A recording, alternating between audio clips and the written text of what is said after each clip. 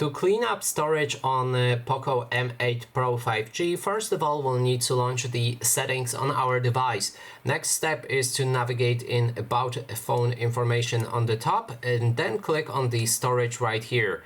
This should transfer you to the storage space settings, and then there's two options to clean up your storage. First one is just this clear button. If you click on it, it will check for the cache files, obsolete files, packages, and residuals. There's also ads and other things that may appear, and after that my phone is brand new, so there's not much space I can clear here, but you can do the cleanup of the amount of space that you can see right here.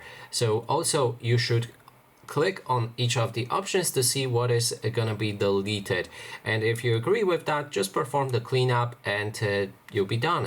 And that is basically everything. Thanks so much for watching, and if you like this video, please consider subscribing.